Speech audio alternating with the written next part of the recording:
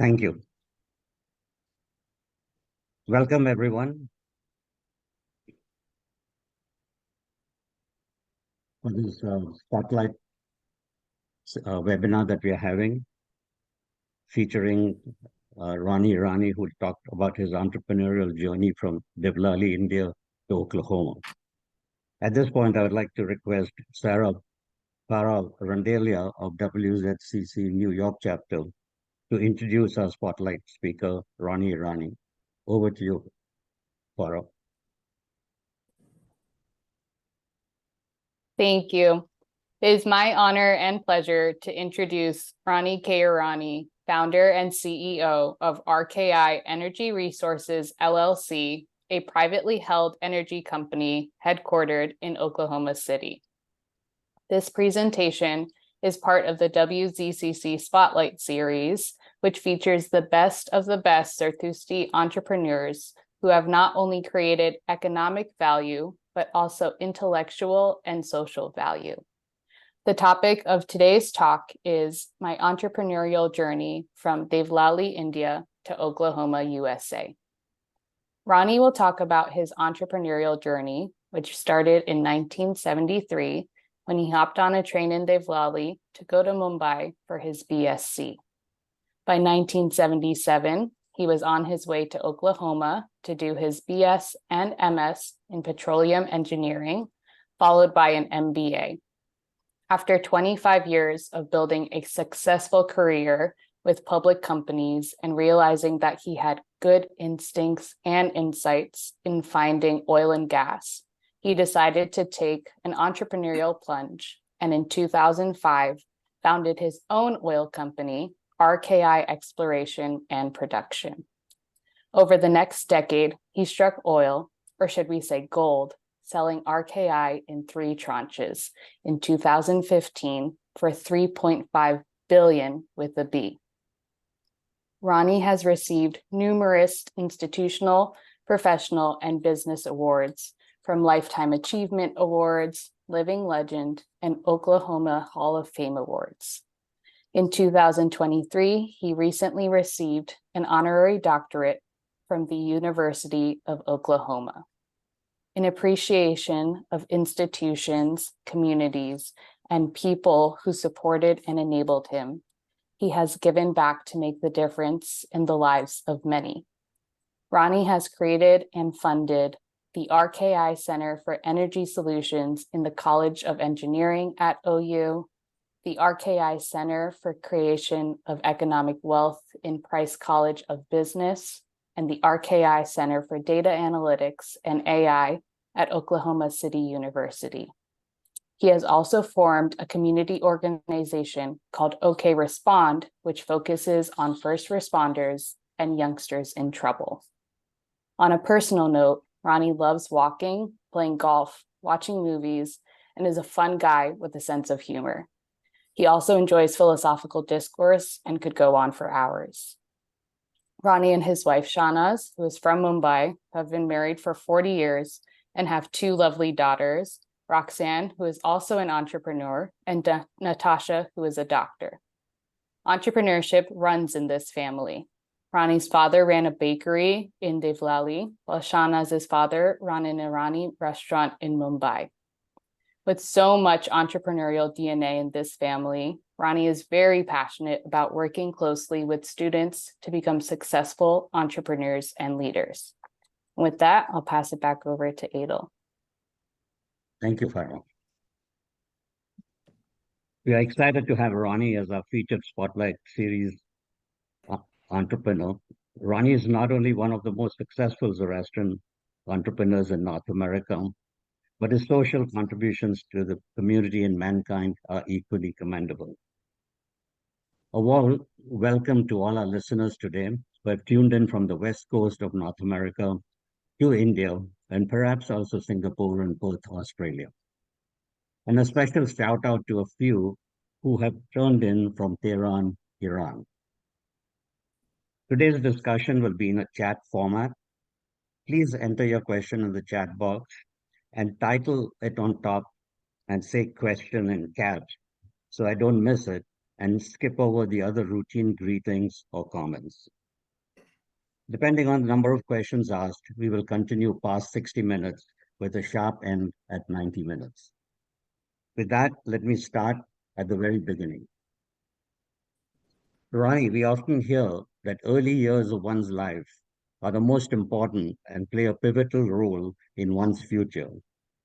Would you give us an idea of your early life in Devlali and how it impacted and molded your future?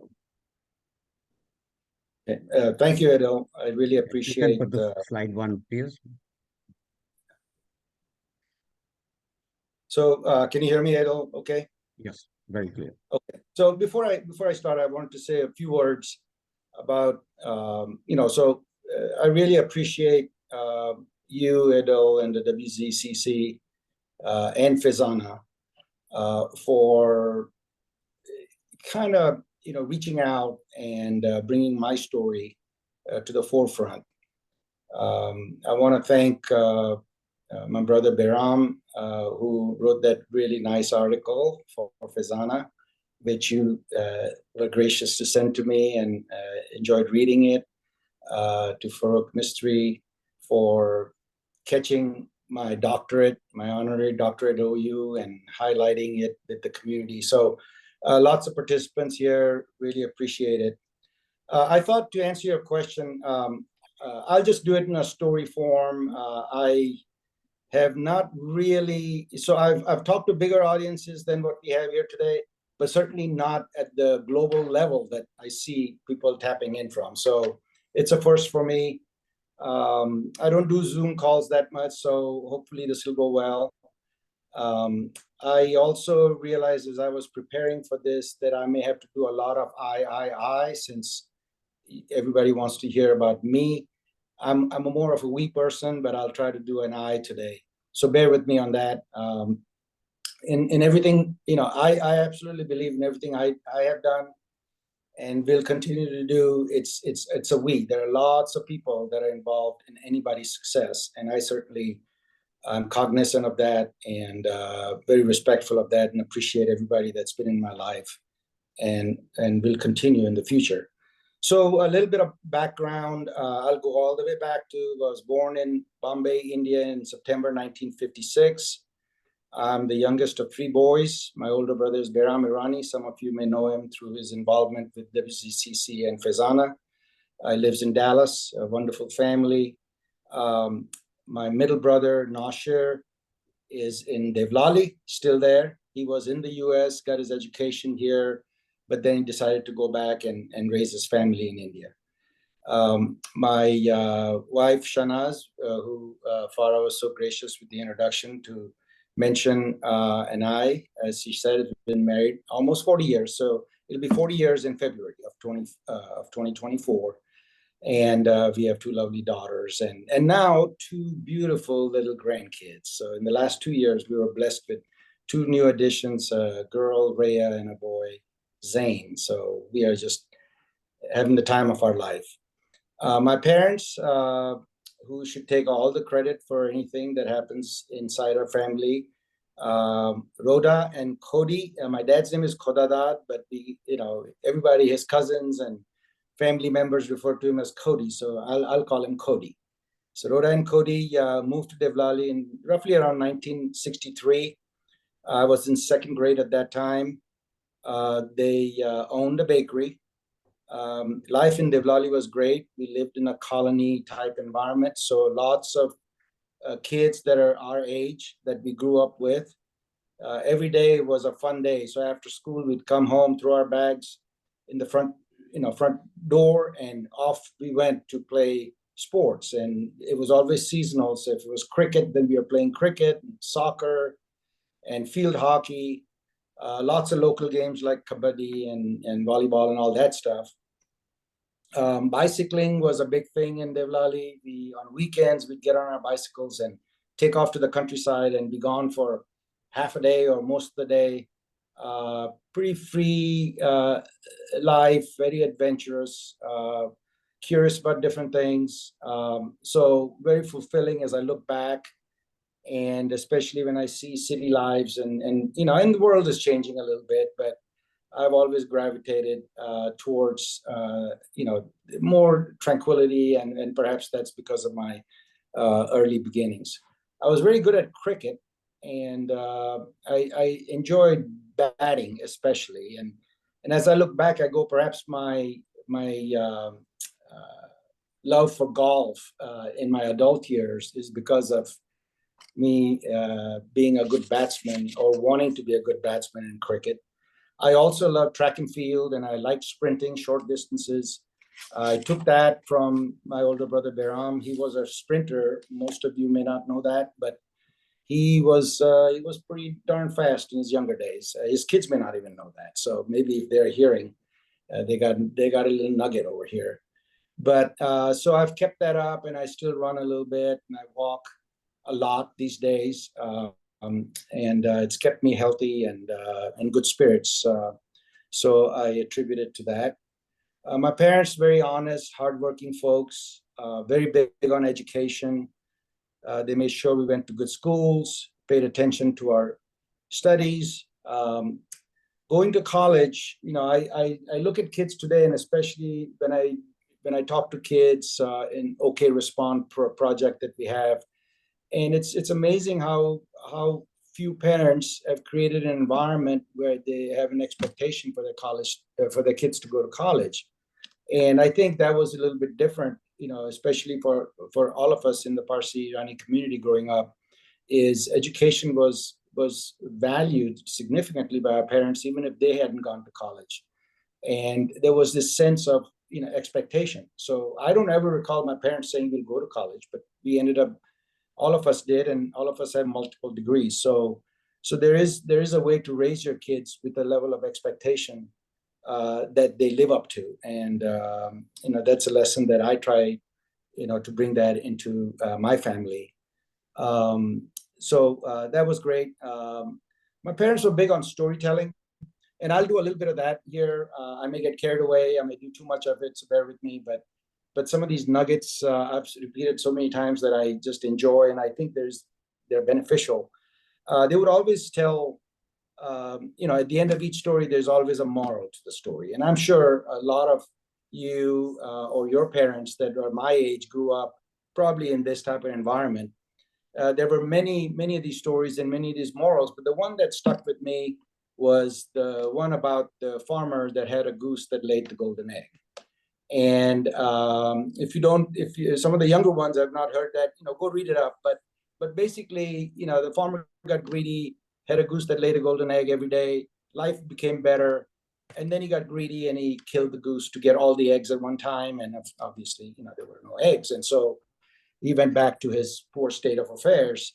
And I remember my mom telling us, and we were little kids, is don't kill the goose, right? Moral of the story. Well, that has stuck with me, and over the years, I have actually expanded that story to not only not kill the goose, but I now tell everybody, nurture the goose. So, if a goose is laying golden eggs for me, I'm going to nurture that goose, not just not kill it, but I'm going to take care of it. And in my life, and the way I look at things is, in any relationship between two people or between you and an entity, that's a relationship of a farmer and a goose. And I am your goose, and you are my goose. That's how I look at every relationship, whether it's with family members or friends or the companies I work for, is I am the goose for the company, and I will do good by the company. But at the same time, I have to nurture the company, because it's going to lay the golden eggs for me to have a good life. Same with relationships, with my kids, with my parents, with my siblings, with my friends. It's a two-way street. So I keep telling everybody, nurture the goose, and make sure that, it makes you stronger, you make them stronger, and so both can benefit from it. So my parents were my very early role models. Just as I think back, I go, what a blessing to have had them. And they were loving and hardworking. They were always helping others. They were not selfish. They lived by example. My dad always talked about helping people. And, he had a bakery, and It's only when you become an adult you realize that, we thought we had a great life and we never were wanting for anything, but we were not rich by any sense of the word, but we never felt any different. We just felt like we had everything. They gave us everything as we were growing up. And I still remember, by example, there were times when economically, things in Devlali or in India would get tough, whether there's a war or something going on. And he would sell bread at a reduced rate or even give it free every day to people that could not afford it. And I remember him saying that they also need to be fed. And, he lived by that example. And then I saw where he nurtured them. And then when times would get better, his bakery would be filled of customers that would come in and they would spread the word that this is the bakery to go to. So it was, again, a two-way street that worked very well. Very proud of them. My other role model in my early years was my high school principal, Father Joe Diablo. I went to St. Xavier's High School in Nasik. So Devlali is, for those of you that don't know, Devlali is in Nasik district. It's about 3.5 hour train ride northeast of Bombay, straight north about 3.5 hours from Pune. So it's a triangle that you can visualize, and it's a hilly, it's on the edges of the Western Ghats. So very nice hill station. Grew up in a very nice climate and environment. And Father Joe, our school was in Nasik Road, so it was about a 30-minute bus ride. And Father Joe showed up in my life, and he was a blessing. And he taught us English and prose and poetry, and that was a gift that lasted all my life with me. I really enjoyed his classes, but he took an extra interest in us. So let me tell you the above and beyond. So as a school principal, he decided he's going to go and meet all of his senior students, and he would come to our home to meet the parents, to see the environment we are in. And in India, you can have a wide range of economic, status in India. In the classroom, you don't realize the difference. Everybody has the same uniform. We're all equal. But he knew that the environment at home could be different. So he visited every one of our homes to make sure he understood. So in the classroom, he could deal with us in the proper manner. Pretty phenomenal. I don't think I've been able to do that in my adult life, much as I have been impressed with that. That took some extra effort for him to do that. But he taught us how to read poems, how to dissect poems. He taught us social, mannerisms. He taught us about elocution and stage presence and acting and drama. I got into reading because of him and became an avid reader. But I lean towards Western novels and Louis L'Amour and Max Brand novels. When I was in ninth grade, I just came upon, perchance, I was at a grocery store in India, those small grocery stores where they save newspapers, discarded newspapers, and they'll give you your groceries wrapped up in that old newspaper. And I was standing at a grocery store with a friend, my friend's family, and they had a stack of these newspapers, and in there was a dilapidated book, Dale Carnegie's book on how to win friends and influence people. And I remember seeing that, and it was pretty tattered and beat up copy, but it was intact in the sense that all the pages were there. And I asked them if I could take that, and they said sure.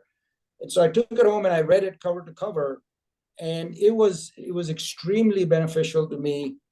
There were lots of things in it that I came off reading from it that, and I understood that we all have different personalities and different motivations and different triggers, and some of us are shy and some of us are introverted, and how to direct some of these efforts and emotions to make oneself successful. There were lots of things that Dale Carnegie talked about in that book that he said he's coming across people in America in his classes that he says very difficult for them to do. And I would read that and I go, but that's the most natural thing. So there were things in there that I felt that in ninth grade, I just felt like that isn't everybody thinking like that. So I had some natural stuff. Perhaps I couldn't articulate what that was right now, but I remember the feeling that wasn't foreign to me. So Father Joe, tremendous influence. He made us understand the value of speaking in front of groups, in front of classes, taking leadership roles, which has been tremendous in my entire life. And I tell people, and younger people especially, every chance you get up and speak in front.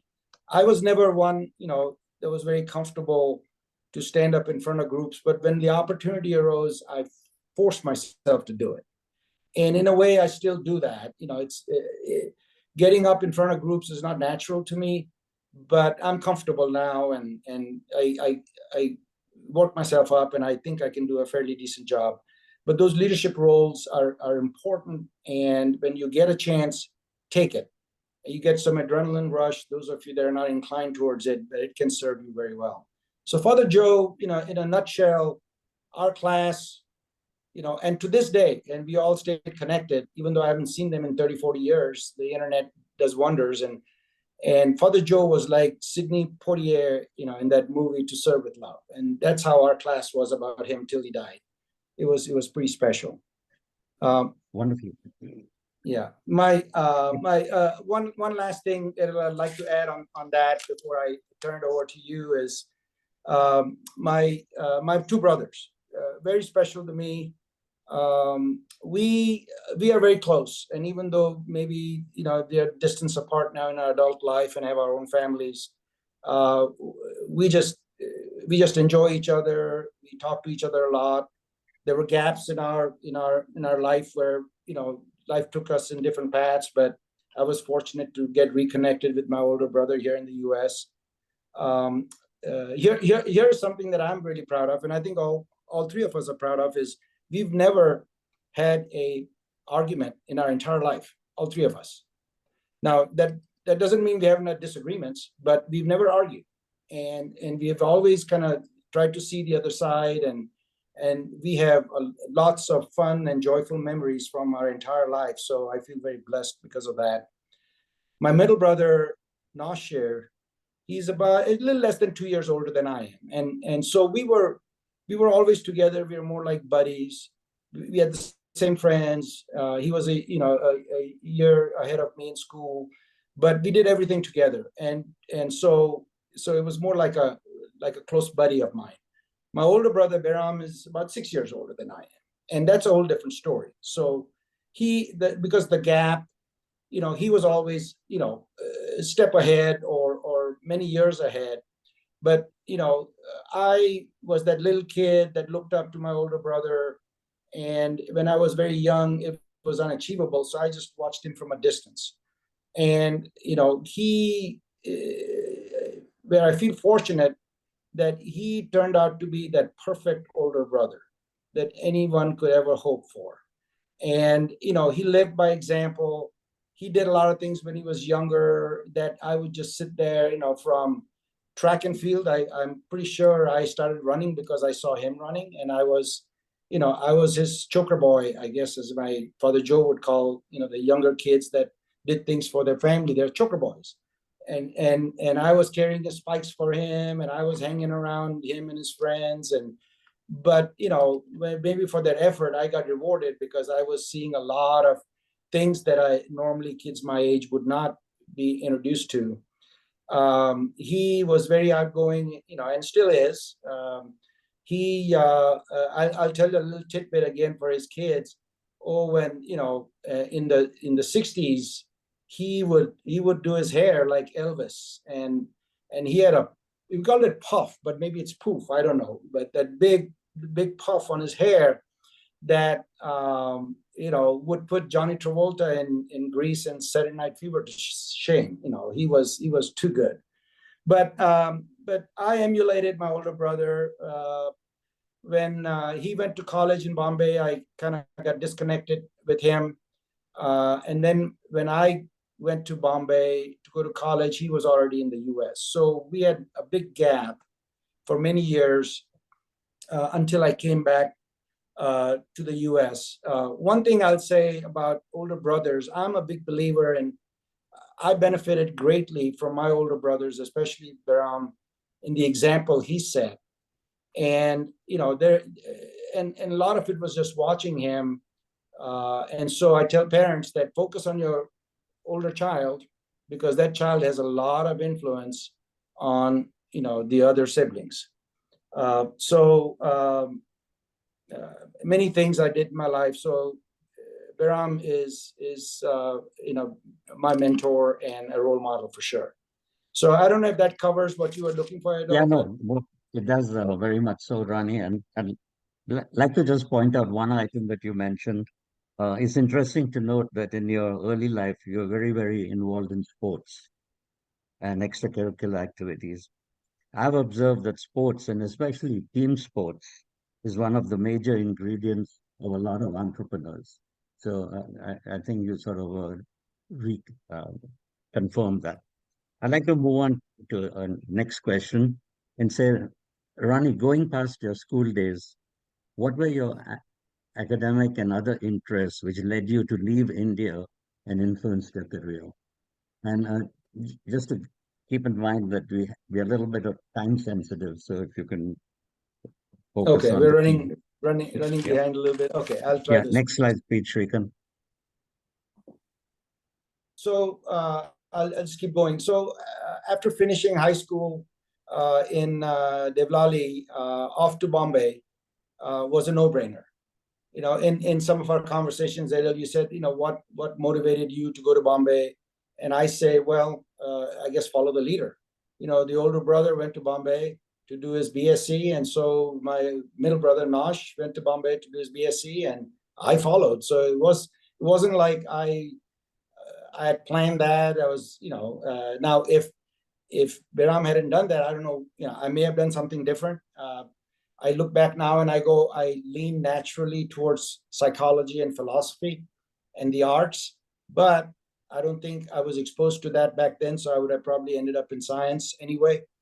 But it was good. So got enrolled in St. Xavier's College in Bombay. And for the first time, I was away from home and away from my parents and didn't have anybody in Bombay. Not my brother Nashir was there, but he was in college in a different part of the city, and it's a big city. And I was close to Dobhi Talao. He was close to Jogeshwari, and so interaction was very minimal. And there was homesickness, and there were lots of trials there. Suddenly, you realize that you were getting funding from your parents, but it wasn't a whole lot of money. And for the first time, you realize that you have to watch how you spend your money. And so a lot of learnings that came about while in those 4 years, building self-confidence, building character, knowing where to spend money, knowing where not to, studying a lot. Work was not in the equation. I look back and I go, that's the one thing our parents never, they kind of said, your job is to go to college and study. So we studied and we were good students, but it never occurred that I could work. And I don't know if that's a given in Bombay or I know in the US, it certainly is that, you go to college, you start working, but certainly there, it never occurred to me. So, but I was a good student but learned a lot of things about life and became independent. I would go home maybe once a year, maybe twice.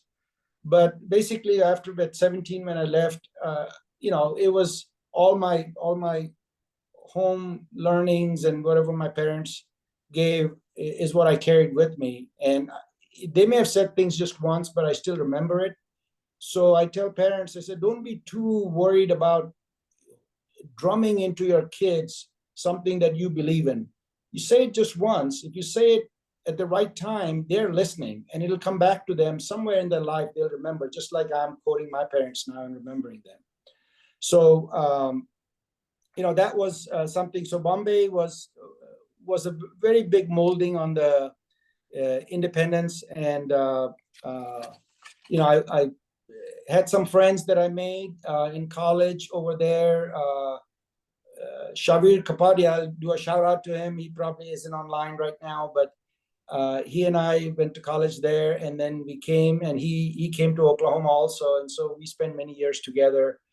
I recently connected with one of my St. Xavier's buddies after 45 years, Neville Mubaraki, who some of you may know because he's a doctor in New Jersey. And I got to see Neville after 45 years and got to see the adult Neville from the young face that I had in mind. I'm told that a good friend of mine in college, Farshid Hushmandi, is in the US, but I've not been able to connect with him. So getting back to your question, so it was really coming to the US was a follow the leader mentality. I finished college over there. And then, because Behram had come to the US, my mind was then further studies in the US. Okay. But I also was intrigued by a couple other things about the United States. One was all the Western novels I was reading. So I had a picture of the US and the Western frontier and the prairies and, the horses. I just loved that whole scene in my mind. I used to read letters that my brother wrote about Oklahoma and especially the football team, because University of Oklahoma has a very good football team. And so I envisioned football, which is different than soccer, obviously. And some of the books I was reading, I could finally connect on what they were saying about the gridiron and about touchdowns that before it didn't make sense in the soccer world that I was living in. And then he would talk about the oil and gas industry and the deep oil wells, and it was all very romantic. And so, those were my drivers. And so, when I finished my BSc in St. Xavier's, I was off to the United States. Okay. Thank you, Ronnie. So the point you made about how to navigate without any resources, that struck me as very relevant and goes to the very heart of entrepreneurship. We define entrepreneurship as the pursuit of opportunity beyond resources and control, which is completely in sync with what you learned in Bombay, having to navigate without any resources. Yeah. So basically, entrepreneurship, you are making the impossible possible. I'd like to go on to the next stage of in the US. Okay, you're now in the US, the land of opportunity. What were your experiences versus expectation at university, early jobs, and what propelled you towards entrepreneurship? Yeah, so entrepreneurship. I mean, I probably hadn't even heard the word till I came to the U.S. and even my 4 years in college here. Shrikant, That next wasn't. slide, please. Yeah, so entrepreneurship, maybe it was ingrained in me, but I never really. Nobody ever explained that. Nobody taught or talked about it. So a little bit of but life has a way of interacting that you can learn from and benefit from. And I'm a big believer in I coined this phrase. I think that wherever I am with whatever I have, I will make the most of it. So I'm not one for pointing fingers. Anything that happens to me, I ask myself, what did I do? When did I do it? What did I say? When did I say it? That this has come back to see me in the fashion it has. And sometimes you have to go way back to find something that has happened to you today that may have happened in the past that you dished it out. And it's both good things and bad things. So, that's why I tell people just, always, do good, because it'll come back and it'll come back 1,000-fold. And certainly that's been, the story of my life. But when I came to OU, I'd already got a BSc. I didn't know any better. And I enrolled back in undergraduate to do petroleum engineering. And I doubled down and finished it in 3 years. I started working for the first time. And I got a job at the library on campus. And then I got a job in the faculty club, which is on campus. It was a private university type club, doctors and lawyers, and which was great, but membership only as a waiter. And, for the first time, I kind of enjoyed work. And, it didn't matter what the work was. I was just totally into it. I would go shelve books for hours on end, and to where my supervisor at the library would say, Ronnie, you need to come in and rest. And I was just enjoying, shelving books. And then same thing with the waiter job, where after a year and a half, I got promoted to maitre d'. And so I knew all the members, and it was fun. But then when I was in my junior year, through a connection that my brother had, he introduced me to there's somebody he knew and said they might be looking for a summer intern. So I applied and interviewed with them, and they hired me. And that really was the beginning of everything, and I say the rest is history, because I got that job. So I would load up my class. So the summer was, it was full-time job there. And I enjoyed it so much. And I realized that petroleum was my thing. I'm very creative. I like to sketch, although I haven't done much of it, but by nature, I feel like I lean that way. I'm very imaginative, and geology is all deep in the ground. Nobody really can see it. Therefore, you have to guess, and you use data points to make an educated guess, and then to see at what depth the oil and gas, natural gas exists, and will it come out in economic quantities. And it was such a puzzle that you solved on every one of the wells you drilled, that I just got enthralled by it. And so I would spend evenings, and I was single and didn't have anything to do, so I would just be at work. And there are nights when it would be so late that I would just sleep at the office, and my supervisor would find me in the morning sleeping on one of the sofas.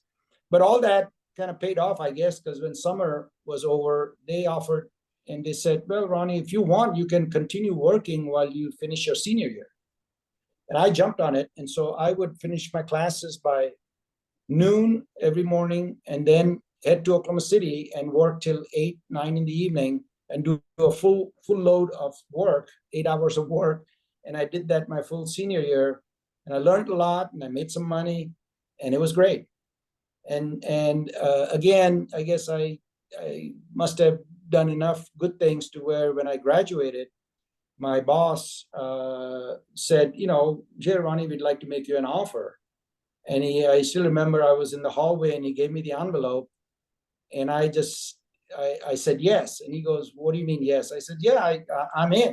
And he goes, no, you need to read this letter. You need to interview with other companies, because it was boom time at that time in the oil and gas industry in 1980. And he said, and then you decide,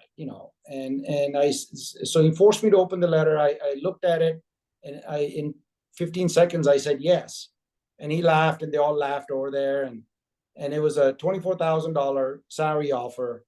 I was tickled. A lot of my classmates were making significantly more than that with bigger companies, but I was so happy with this one. I took it. I stayed with them for 12 years. I was totally committed. And I stayed with them for 12 years and moved up the ranks into leadership role. So when the company was getting sold, I was there in the data room showing the company. And so, I got, full exposure and limelight to the new group that was coming in. So then I showed that, one of those people in that group was a family office named Louis Dreyfus. And that's connected to Julia Louis-Dreyfus of Seinfeld. Those of you that have watched that show, that's her dad. Very wealthy family, and she's successful in her own rights, but her dad was super successful, and they wanted to start an oil and gas company. And so they came over and didn't buy the company I was selling, but they said, when you get done selling, come and help us build this company. And I said, why did you pick me? And they said, because certainly we see your work that you've done in exploration and in engineering, but we also saw that you were totally committed to your previous owner, and you didn't cut corners for them. You tried to get the maximum value for them, and you didn't pay attention to who potentially could be your next, employer. And you were focused on doing the right thing, and said, we like that.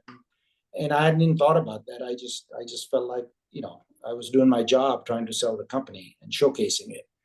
So they came in, and so I sold here and hopped over. And in a way, that was an entrepreneurial move. I didn't realize at the time. And they put $40 million, and they said, okay, let's bring a team together and let's build a company. And we were private the first 3 years. Over the next, a total of 10 years, we went from 40 million to $2.6 billion company. We built it from there. After 3 years from starting, we had to take it public. So I got a lot of exposure in Wall Street, and then we were a public company for 7 years. Did some remarkable things, built it up, and then one day the family said, there's too much money on the table here. We want to sell the company. And so Ronnie, I was back again in that sell mode. By this time I'm pretty seasoned, and I know what I'm supposed to do. So I'm showcasing to get the maximum value for them. We ended up selling to Dominion Resources, which is a big utility out of Virginia. And they're like in the Fortune 50 or something even today. And they wanted to build an oil and gas exploration arm to the utility. And so they bought Louis Dreyfus Natural Gas, and they asked me to move to their headquarters and help them build it and run the oil and gas division. Well, my wife and I talked, and we had been in Oklahoma so long, we were committed to Oklahoma, kids were going to school there. And so I just told them, said, look, we are committed to the state and the city, but I'll help you in the transition. Don't worry about that. It'll be a smooth transition. Whatever help you need, we'll do that. But I'm not moving. And they took a few days, came back and said, you know what? We'll just leave it all here and you run it from here. Now, if I tried to script it and asked, if I tried to script it, I wouldn't have managed to get that result. But it was my commitment to the state, and the results were tremendous. So I did that for about 4 years, and we built that arm of it, into something pretty successful. So they bought it for $2.6 billion. We added a few things to it, and when that division was sold, it was $7 billion. So again, it was a very successful venture. By this time, I was financially pretty well off, even though I was in an employee role. I had my stock options, I had, stuff like that. And so it was in good shape. And I guess at a fairly young age, I was more or less kind of retired. And so, I'm going, what do I do? Maybe I'll travel, but the kids are still in school. So that was out. Maybe I'll play golf. But I found out very quickly that golf is fun when it's a sideshow.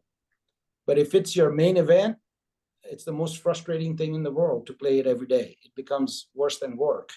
And I enjoyed work. Staying at home and getting in the middle of, the routine that the family had, but I would be away at work. So what do I do?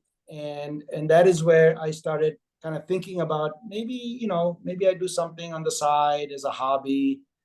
And I thought about an idea, and I'll stop here, Adel, and then see if you want to lead me into something. Yes. So what intrigued me, Ronnie, is that your summer internship was what really laid your golden egg. You're very successful in your corporate life, but it looks like something was missing, and your latent entrepreneurship juices started flowing, and we come to the next stage. So could you explain your entrepreneurial journey after this? So you mentioned about summer internship. I would agree fully, because that's the only time in my entire career that I interviewed for a job, was that summer internship. Because once I got in, then they'd seen me enough where they offered me a full-time job. Then when I finished, that career with Woods Petroleum, which was my first company, and I was showcasing it for selling, then the Louis Dreyfus Group saw me in there and offered me a job and to start a company. Then Dominion came in to buy that, and I was again, showing it, and they offered me a job to run Dominion, and then I finished my career. So basically, that was very critical in my life. So, Shrikant, next here's slide. something interesting. Yeah. So now we are getting into the meat of what your audience is tapped in for. So I'll go in a little bit more granular fashion over here because it's and I don't think you'll be able to cover everything, but I'll try to catch the main essence of the whole thing. But I got to go back to that point in time. So I'm at home. I'm 48 years old. Kids are still in school. All this stuff, and I'm sitting there, and so I started thinking about the oil and gas industry as it was at that time. And what had happened was technology had improved over the past 30 years, 35 years. And by this time, horizontal drilling, and that's for another time and day, but technology improved to where with horizontal drilling and hydraulic fracturing in horizontal. People think fracturing came about recently. Fracturing has been in the industry forever, but fracturing a horizontal lateral is what was the new technology. When that came about, the shales, which were rocks that had oil and gas, and that's where they were the source rocks, were accessible for production economically. So the industry always knew the shales had oil and gas in it, but we could not produce it economically because it would ooze out. It wouldn't flow out of that rock. So, but as this technology improved, I'm sitting there at home going, what do I know that was shale? And I had to go all the way back to almost my internship and my first year with Woods Petroleum. And we were drilling in Wyoming at the time, and we had completed 2 wells in the shale. And I remember everybody talking about, this is shale, it cannot produce, it doesn't produce, it's very low rates. And then it kind of forgotten about it. So that was in 1979, 1980 timeframe. And now we fast forward to 2005 or 2004. So you can see the time lapsed in between. And I'm going, wonder if that shale could work with this new technology. And so I went back and pulled those 2 wells and looked at it and found that those wells were definitely allowing the production to flow. And with this new technology, it would be great. So I started mapping it. And that was really the brainchild behind the idea of having a company. So the more I mapped it, the more I found that this was really big in size. And so I grabbed the idea. It was exciting from that standpoint. I kind of thought to myself, well, I have all the pieces. I have the know-how. I've got the idea. I understand the technology. I know corporate America. I know how to grow a company. And so those were the positives. The opposing challenge was this was so big, it would require a lot of funding. It was just a matter of time before the competition would find out about it. And as soon as it occurred to somebody, like it occurred to me, game was over. And when I checked, the industry had not reached there yet. So it was one of those fortunate little gaps where I caught it before the industry got there. And so I had to make some decisions. And I knew that, if I went out to get the big money and then build a team to attack it in the big way, I would not have enough time to be able to pull that off, and the idea would be lost forever. So I made a judgment call. And that's something that I have benefited. It's like we all have our own judgment. And I will tell everybody that's listening in is use your intuitive sense, especially when you know your subject. Listen to your heart and to your gut. And so I decided, even though the people that I was close to were very skeptic about me talking to other companies, I decided I was going to go that route.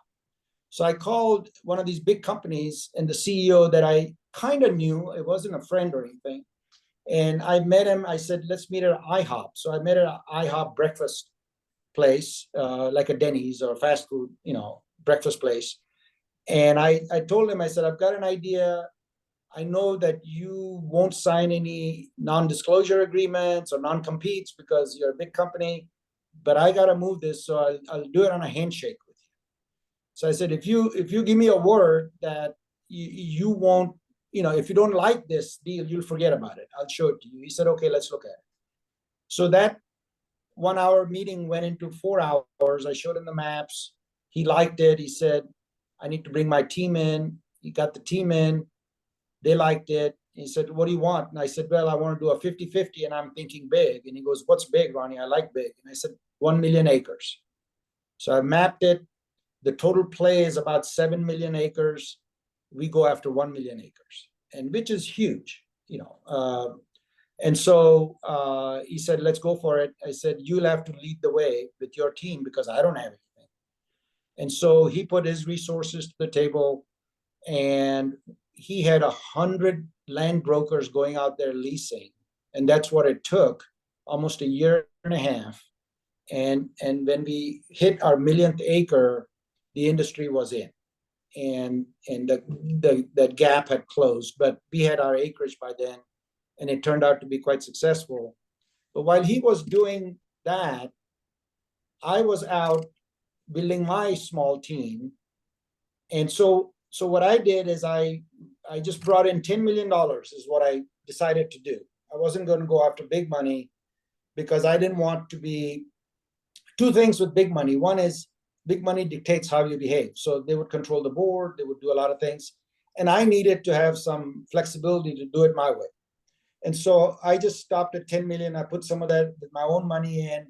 And I told all of them, so this is something where I will have some flexibility in driving this thing. And they were all people from past boards and family offices that had made a lot of value from my previous work with them. So they were all happy to take the back seat.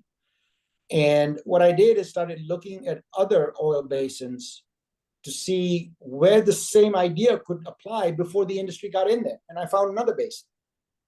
And so I had reticularity on it. And I use this term a lot, is reticular activation. And I'll deviate just a little bit because this is extremely important, is, I came across this term reticular activation when I was adjunct professor teaching, night classes pro bono at Oklahoma City University, where I got my MBA from. And one of the things was the subject was reticularity, reticular activation. And what it is when you are fully engaged in the process, whatever business you're in, if you're fully engaged, your mind and body and spirit, everything is in it. And what will happen is you will start seeing that all around you. So, for example, I had rented a car one time because we had a fender bender, and my wife and I got the rent-a-car. They gave us a Beretta. We'd never seen a Beretta, never knew about a Beretta. We said, okay, that's fine. It's a Chevy Beretta. We got in, we drove to the first light, and she said, look, there's a Beretta on the road. And then I said, look, there's another Beretta. By the time we reached home, it was a 10-minute drive. We saw 7 Berettas. And I got to thinking, I said, these Berettas were all around us and we never saw them. We didn't have eyes to see them. And then I was preparing for my class that night, and the topic was reticular activation. And reticularity is networking of the brain when you are fully engaged in the subject. And so I was just pumped up with that concept. And I explained to the class, and when I finished that class, I was so deep into reticular activation that I got a completely different sense of it. I went to the office the next day and I told the people at the office, said, guys, we have zones that we need to develop our networking in the brain to see those opportunities. The Berettas are all around us. We just are not seeing them. And that led to a lot of my professional success in finding oil and gas in layers that you otherwise are in front of you, but you never see them. And so reticular activation was big. So I used that one more time in looking at another basin that was similar to the one that we were after in Wyoming. And we found that in Southeast New Mexico, and West Texas. And so that led to, 100,000 acres of, and there I was doing it myself with my team, and we had enough time over there to be able to pull it off. And so we brought those two together in the same company. We went a total of 10 years. We built the team to about 170 employees. The choice was to take it public or stay private. I didn't want to go public because I was done with the corporate world. And then what happened is the oil prices collapsed. So this was 2014. The oil price went from $110 a barrel to $35 or $30 a barrel. Yes. But so it was a big drop, and the industry was basically in turmoil. And we were sitting there private. We had good production, good assets, but how do you go forward? It was a decision. And we decided, along with our original investors in the board, that maybe it's time to sell. Not the best time to sell, but we would have to either sell then or go another 5 to 7 years because of the cycles. And fortunately for us, the assets were so good that one of the big companies locally found out about us and came in and made an offer, and I had to sell both the pieces, and we did that, and that's the $3.5 billion sale. So there were lots of lessons learned in that. There were certainly funding challenges. There were disappointments in the early drilling, but you learn from each step and you pivot each time, whether the results are good or negative, right? So my philosophy is generally know the goal, generally know what are the steps that are needed, but don't try to perfect the entire path because you just don't know what that is. So take the first step in the direction of your goal, and then see the situation and let the next step talk to you. And so I coined this phrase: is take the first step towards your goal and let the next step talk to you and dictate where it should go. And I found that to be extremely valuable in moving forward, and you have all the flexibility to use the best information at the time, as opposed to being fixated on certain path where you might miss out on the bigger opportunities because you're so fixed on going a certain narrow path. So those are some of the thoughts. I don't know if I've covered everything there, Adele, but I'll stop there. Yeah, no, thank you very much. Yeah. So, the magic sauce, possibly what I'm gathering from it is a new terminology, vertical affirmation. I don't know if I'm saying it correctly. Reticular activation. Reticular activation. Okay. But certainly very important item that you see things which others don't see, and also you mentioned about incremental progress, which is extremely important for entrepreneurs. You don't try to go for the end result in step one, and you go stepwise to it. So one thing I've heard you say frequently, Ronnie, and we put it on our announcement, our tagline, that once you commit, then Providence moves also. Can you explain that in more detail, perhaps with some examples? Ashika, next slide. Sure. Yeah. So I know we are short on time. I could go on forever on that, but so this is a line that I came across many years ago, and it works every time. But it's like, we've heard about I'll believe it when I see it. But then there's a flip to that, is believe it and you will see it, right? So once you commit, then Providence moves also, goes in the path of believe it to see it. So when I look at my life, and everything that's worked for me and been very successful required a certain, high level of commitment, right? Whether it's a family, whether it's your kids, whether it's your job, whether it's your, college, friends, everything, so what I've learned is to be committed, you have to be fully engaged. When you're fully engaged, you are completely into it. When you are completely into it, you get reticularity on that subject, right? So if you're completely into your family, you will start seeing nuances and things about your wife or your spouse or your kids that otherwise, like the Beretta, they're all around you, but you're missing them completely. But if you're completely into it, you start seeing it. Now, you cannot be completely into everything all the time. It's almost impossible, right? So, but when it comes to entrepreneurial or starting a company or your work or your ideas, the more immersed you are, the more you start seeing it. And you get really good at it. It's almost like you hear about, baseball players that can see the ball coming to them 100 miles an hour in slow motion, and they're able to see the stitches on it. It's almost like that. And so what I found is, certainly with RKI Exploration and Production, which was the previous company that I sold before RKI Energy Resources, I could see things, the zones in the basin, certainly identified those.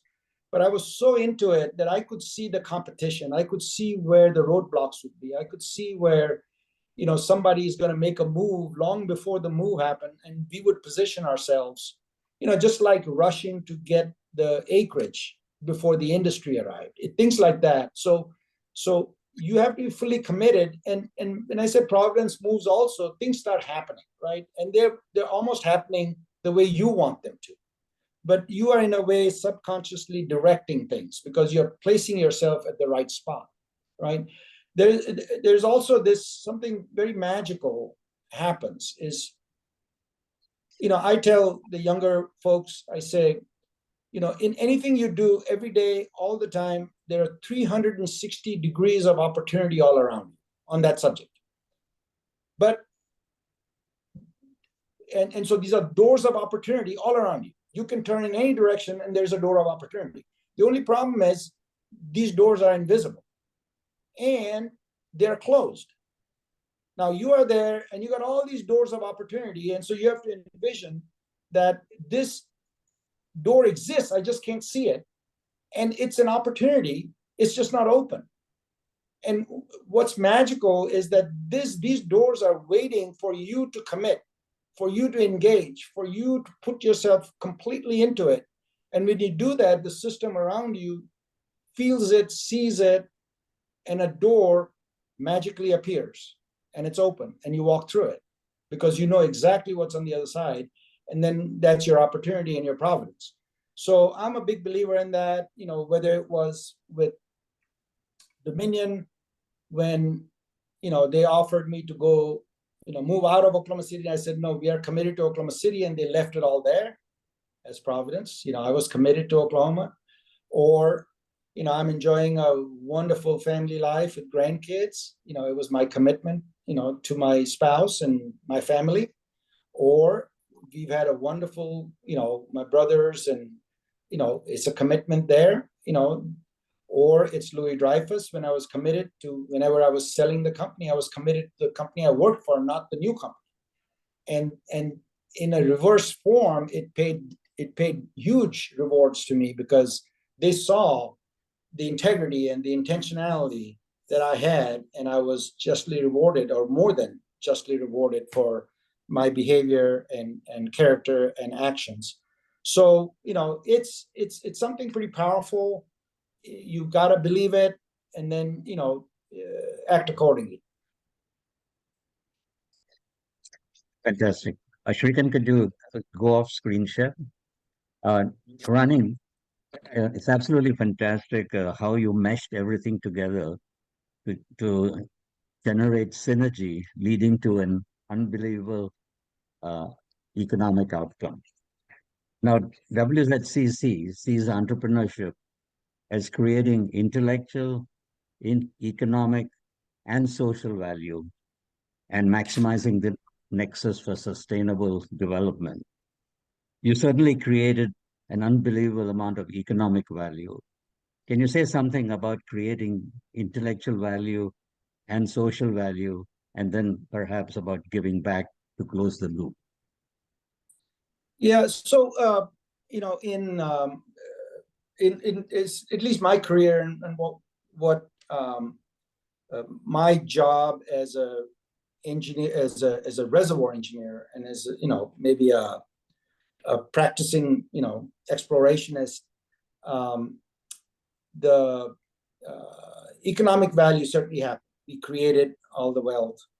Our original investors in RKI exploration that came in early, ended up with a 40x on their investment. So they were all very happy. So certainly that happened. We also created a lot of the intellectual value, I would say, came in what I did, not so much from us creating a technology that others used, but by my work and the work of my team, we zoned in on a particular layer of rock and layers. We found, then subsequently found lots of other layers, even in each of the two basins that we targeted. And when we identified that, and we certainly were rewarded for our first mover action, but then the industry was a fast follower, and they came right behind, and they brought their resources, and so they used our intellectual knowledge that we created by drilling into those layers, and then they reaped the benefit of that. And so if we were 1x in what we reaped, the industry came in probably and did 100x on top of that. But that's the whole business, right? And that's how the oil and natural gas comes to surface. And so there was significant economic value created for the other companies. There are taxes that go with any barrel and MCF of production. So the counties did extremely well. The state of Wyoming and the state of Texas did extremely well. And so, the benefits go, exponentially upwards.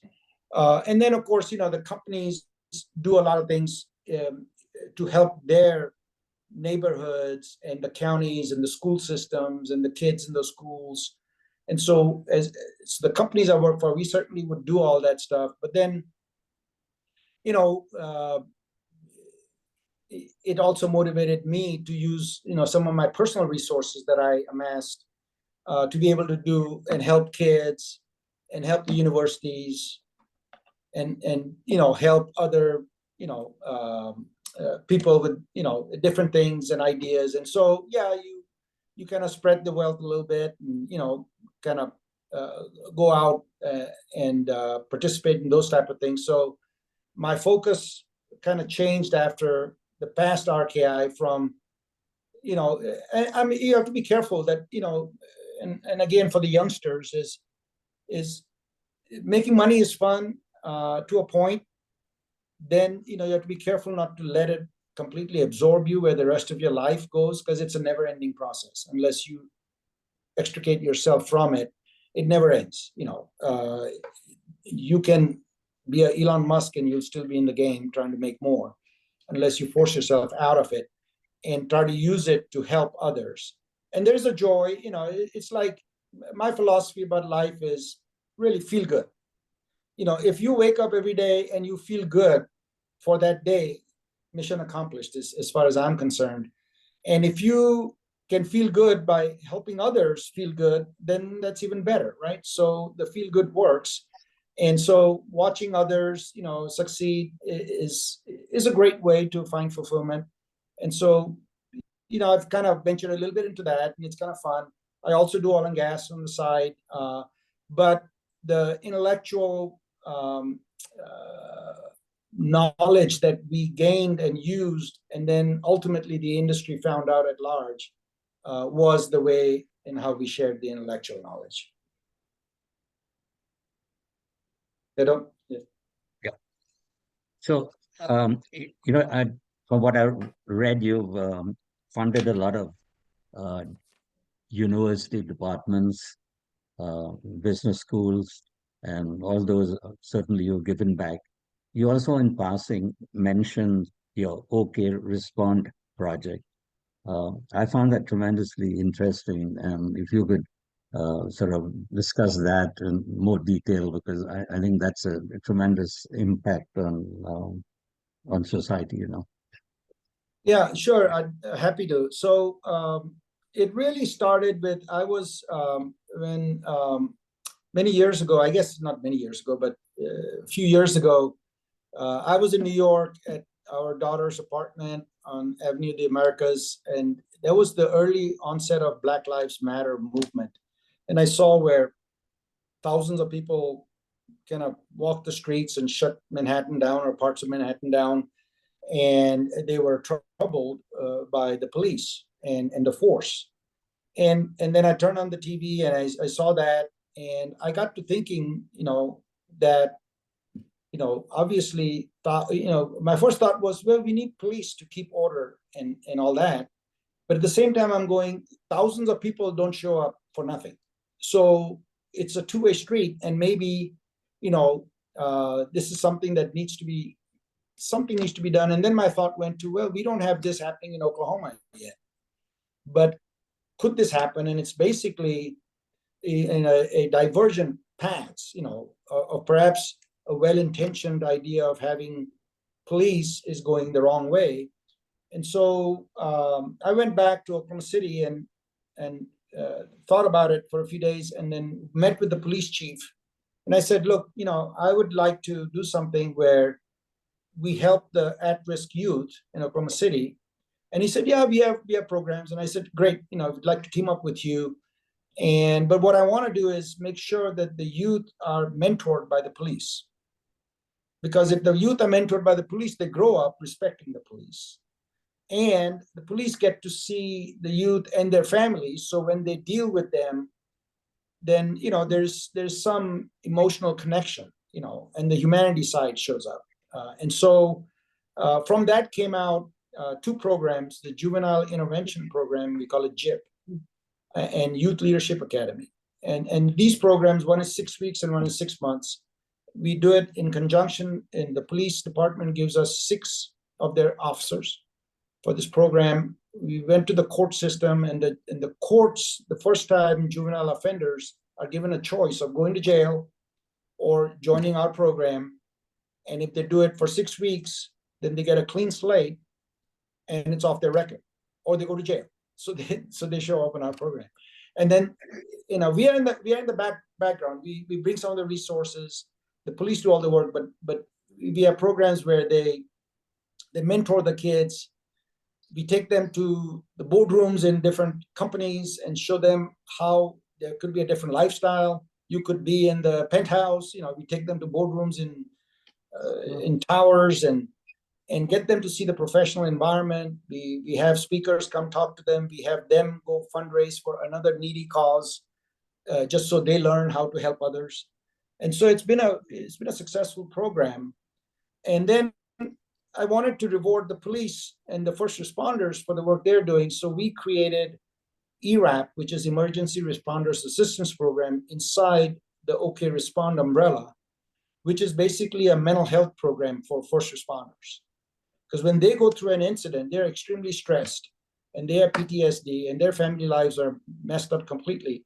So we give free of charge 4-day sessions with experts. Again, these are trained psychologists and other experts that meet together, and we fill up our classes. We do about 6 or 8 a year, and about 40 or so police officers and police chiefs from all over the country actually show up, because inside our city system, they don't have funding for mental health for the first responders, if you believe that.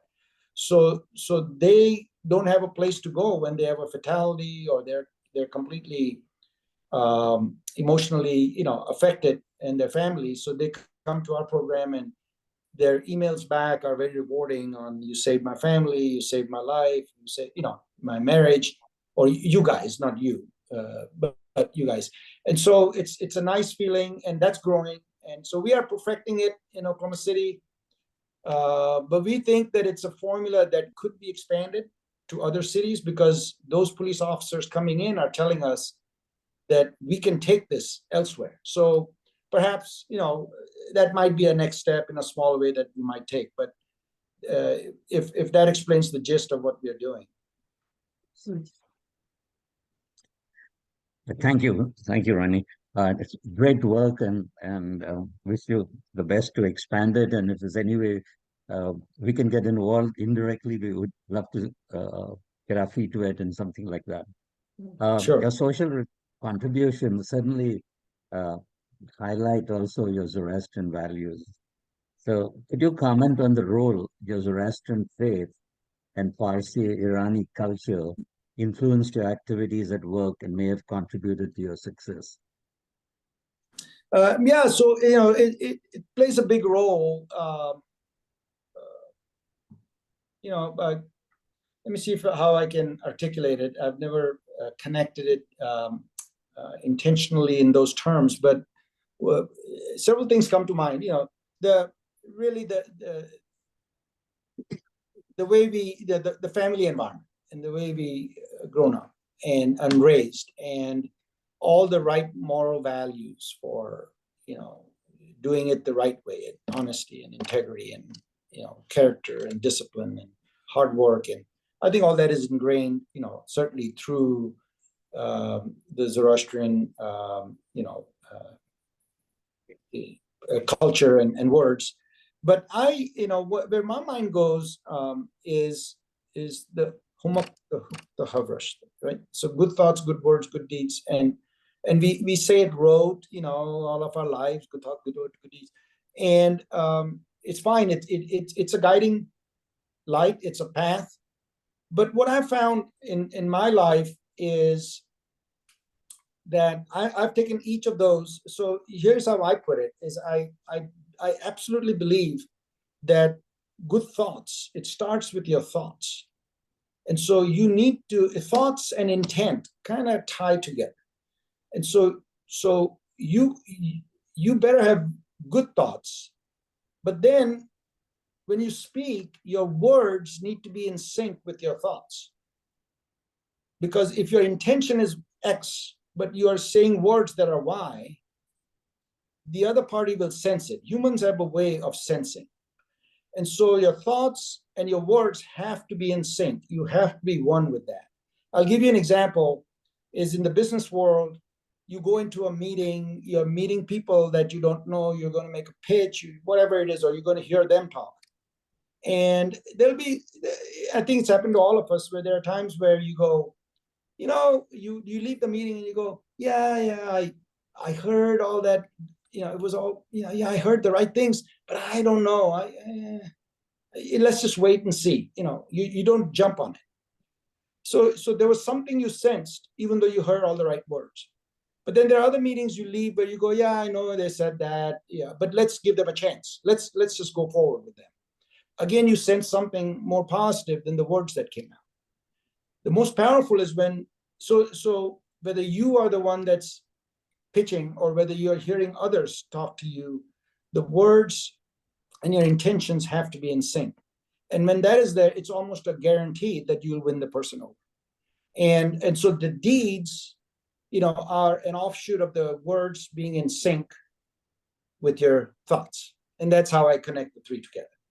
And it's served me well. And I'm, I feel like I'm, my life goal is to be perfecting that path.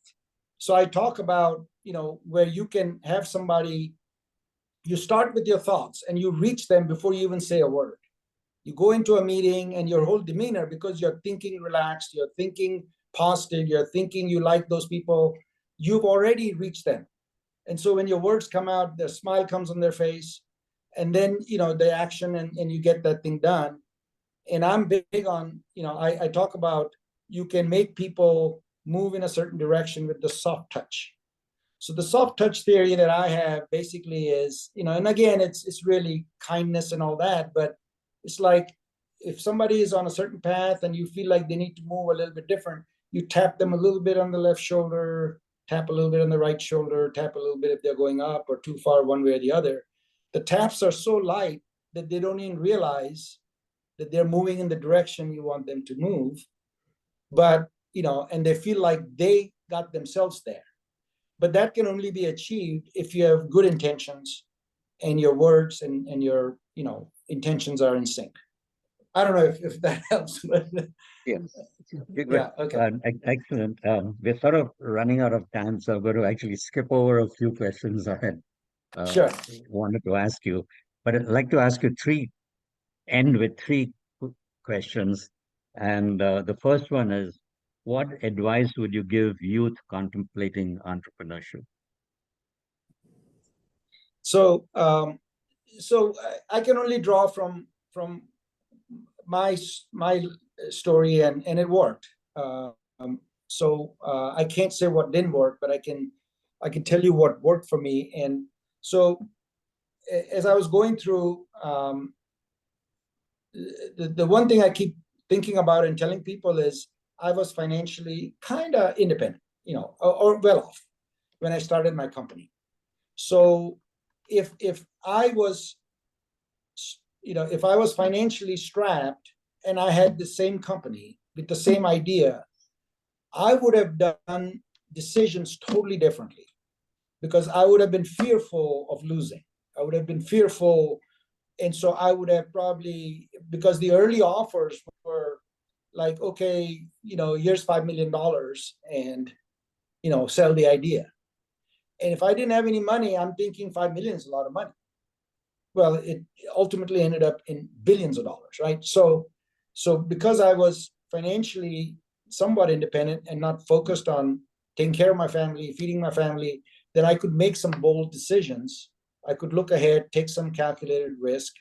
And so that is very important. Two is your conviction of your idea. It's very important that you really know your subject. So just because you had an idea, so I had another, about the same time when I started RKI, I like to tinker around and do a little invention. I came up with a little sleeve for carrying coins, loose change.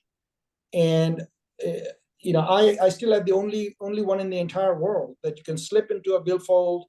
You keep $1.19 worth of change. And I called it Nook, NOOC, which is never out of change, because you'll always have change. Otherwise, you have a lot of change in the old days in your pocket. At the end of the day, you throw it into a mug, and before you know it, it's become a big jar full of coins that you never use. And so I came up with Nook. Well, I never used it because the people around me, weren't interested in that, right?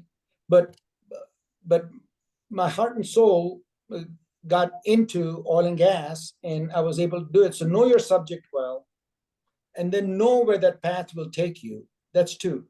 Three is you have to make decisions on, sometimes, is it equity or debt? I always lean towards, I'm okay with diluting my equity position, because when times get tough, it doesn't take me under.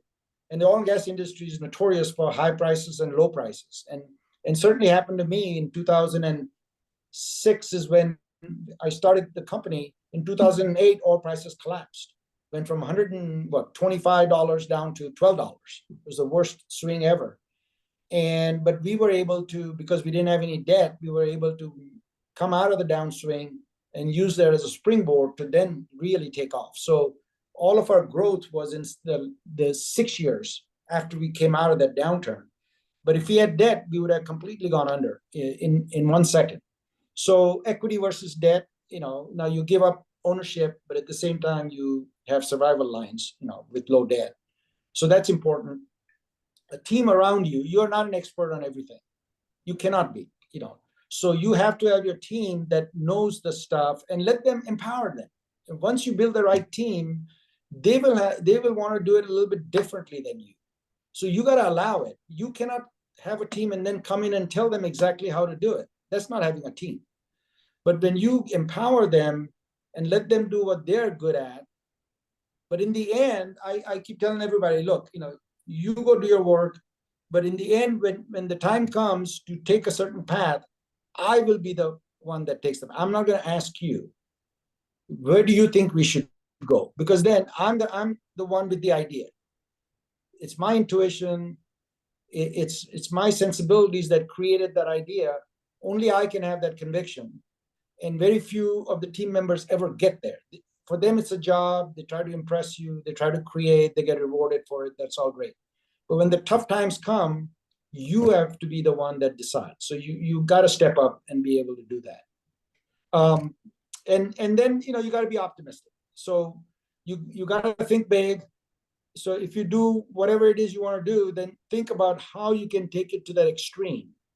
So I tell the younger folks is, think of your career and think something big.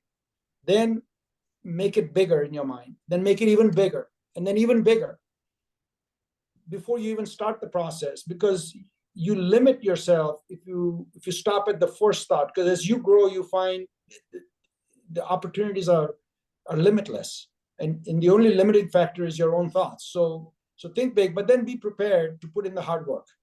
Nothing good comes easy, and the more you are on the success path, the more the competition will pop up, the more the challenges will show up. But if you are engaged, if you have reticularity, if you are committed, you will see it before they can, and so you'll solve it. You'll see the obstacle, you'll go around it, you'll pick up speed and jump over the hurdle, you'll dig holes underneath it, but you'll get on the other side, but only if you are fully engaged. Thanks, Ronnie. This is really valuable to the younger people thinking about entrepreneurship. I'm just going to ask one last question because I do want to get a couple of questions from the floor also. What would you like to be most remembered for? Oh, well, it's so if I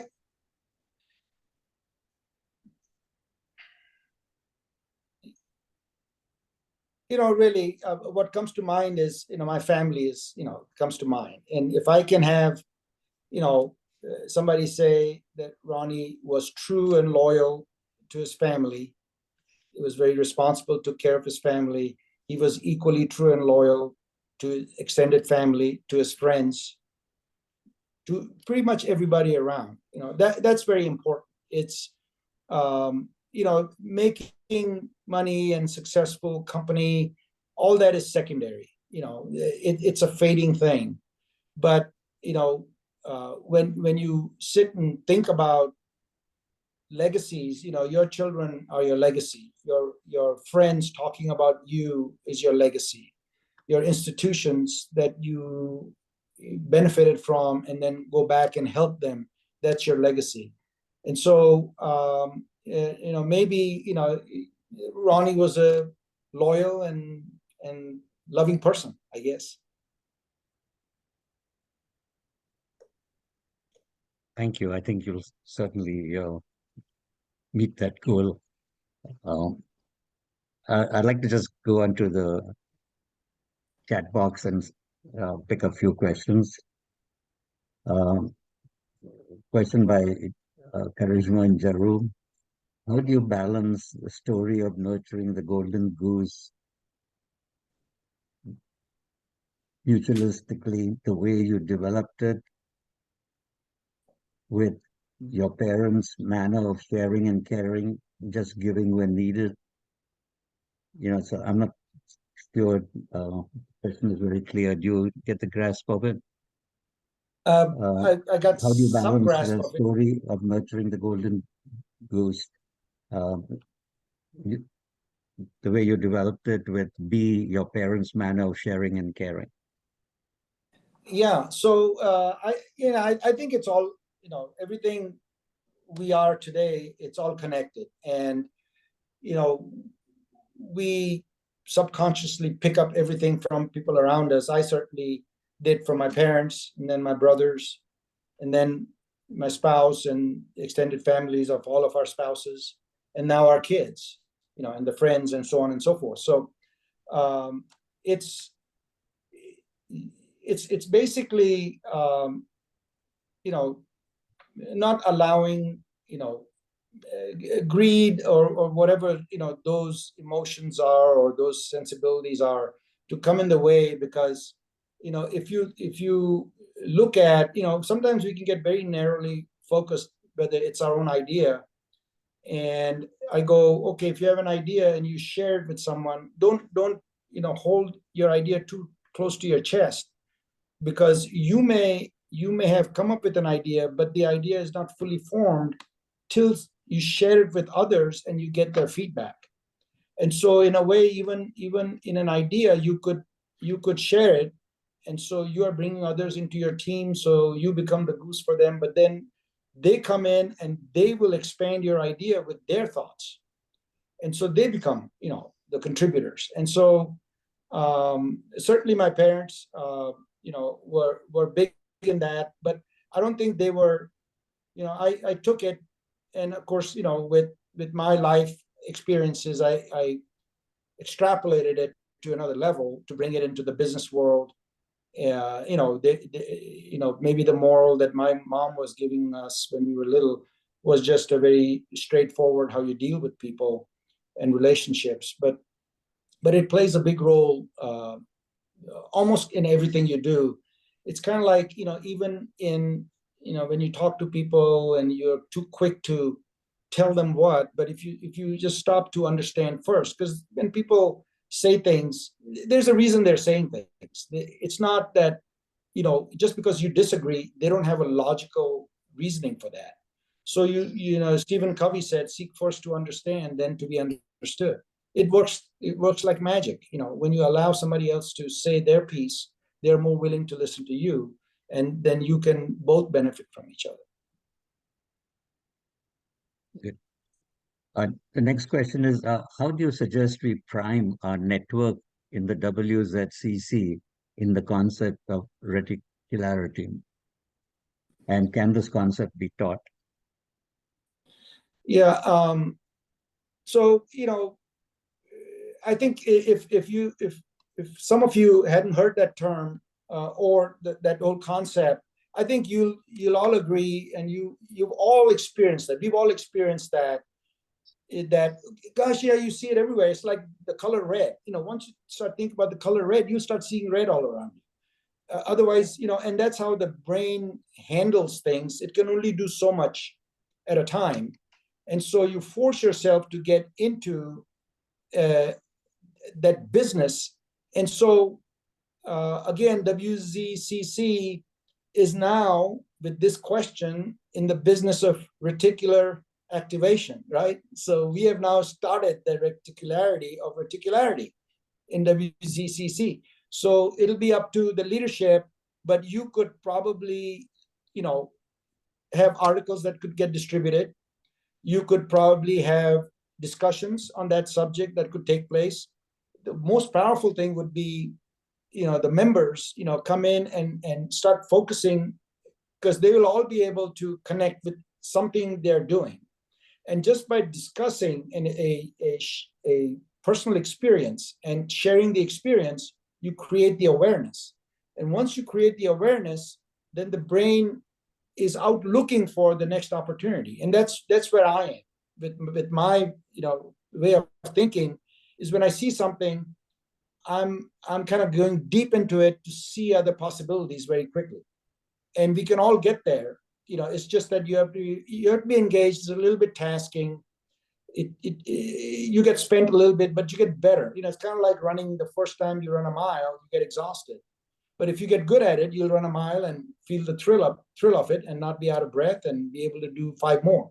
So it's kind of like that. You have to force yourself to get into it, read up on it.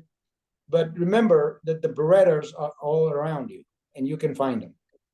Absolutely. Yeah. Question from Firdosh Mehta. What kind of corporate social responsibility did your company indulge in? Yeah, so clearly, the oil and gas business is, some may view that as a dirty business, because the fuel, and so you want to be, conscious from that standpoint. Is, it starts with the easiest is the surface spills that in the old days, 100 years ago, you had gushers and uncontrolled wells, and all that is now a thing of the past. I mean, you go to an oil site, it's pristine across the whole country. I wouldn't say that for the rest of the world, but certainly the US, it's as pristine as can be. with horizontal drilling, the footprint is very small, where, a single pad, 5-acre pad, can access what used to be almost, 6,000 acres can be accessed from 5 acres. So all that is happening. I think the fuel coming out is extremely valuable. 85% of the world runs on fossil fuel. We should be on the quest to find alternate fuels, but unfortunately, there isn't one yet. And maybe one day we'll find it. But, as the population grows and, those that are not exposed and can access, cheap oil and gas are wanting to move up the curve and live a better GDP life than those of us in North America. And so, it becomes a little bit of a struggle on if you don't have this, there are people that will go into poverty in hundreds of millions of people. But at the same time, we want to watch climate change and watch the earth. So I think the focus should be on making technologies to make it better and better from a social, so if you look at the oil and gas industry, when we go into, so we certainly watch the surface and all that, but there's a lot of, GDP that's created by the oil and gas industry. Certainly the jobs are created. But then if you look at every oil and gas company that works in a certain area, whether it's a field or a well, they bring everything else around, the school systems, that they help support, the local communities that they help support, from sports to health. So, we've learned, perhaps it started with a necessity that we need to be good, corporate advocates and be good to society and especially the community around us where we drill to get goodwill. But I think the value, because then the reciprocal response is positive. And so the industry's become, very good from that standpoint. And it's really trying hard to make it cleaner. I mean, the really best answer for the next 50 years would be to remove the carbon, and somehow carbon capture it while we can still use fossil fuel. And if we can carbon capture and put it back in the ground and clean, and the air stays clean, there is no fuel that we have today that runs the world that's in that much abundance. It's that cheap. Nuclear is something, fission, people are scared of it, but fusion could be, and small nuclear reactors could take the place of the big, nuclear plants that could fill the gap. But it's at least 30, 40 years, before we even get close, if we do. So, and there is nothing else. Everything else is at the margin. So I'm not sure if I've answered the question, but that's my best shot at it. One last question, and actually, it is one of the questions I had, which I skipped over. So, could you give us a crystal ball prediction of where the world, and particularly North America, will be related to the usage of different forms of energy 50 years from now? Oh, wow. I think It I might was take a alluding long to, time, so I don't know. yeah, I was alluding to some of that in my previous answer. So I think when you really sit down and unemotionally look at just the facts and the numbers, 20 years ago, the world was using 85% of its total energy came from fossil fuel. So oil, natural gas, and coal. Solar and wind, trillions of dollars have gone into solar and wind, which is good, But 20 years later, the world is now using 86% of its energy is coming from fossil fuel. And so what it's telling is, as the population is growing, and even though the alternate fuels that are renewables are growing, but to displace something that is at 86% and has gone up 1% with all this effort over the last 20 years, my guess would be that we are pretty much where we are. Percentages might be a little bit different. You hope it is, but the reliability is something we have to be very careful of. because as soon as you don't have power, there are 100 other things that we take for granted is gone. When you don't have oil, it's not just to run automobiles and transportation, but almost everything from plastics to roads to you. I mean, 100 different things every day that you use comes to a standstill because you don't have, oil. So I would say that a very large percentage is still fossil fuel. Maybe it's more natural gas than oil. So a great solution would be power generation from natural gas in the near term till nuclear fusion, which is just a research concept right now, but they're seeing some signs that steps in. So there's no spent fuel, and it's safe, and it can step up to a large percentage, but it's going to take, maybe it's 50 years, maybe it's longer, maybe it never gets there. So I would say that fossil fuel is still a big component, much as, we keep trying and we should try to find cleaner, better fuels. But I think we should also put effort into cleaning up what we have, because we know for sure we have that. And if we don't have that, everything comes to a standstill. And I don't think that would be a viable alternative for the world. Okay, thank you for excellent 90 minutes. We've gone over a little bit. I hope people excuse me for that. I'd like to end with have Natalie maybe summarize or synthesize, mention a few key takeaways of today's talk, and also offer a vote of thanks. Yeah, Natalie, thank all you. yours. I appreciate it.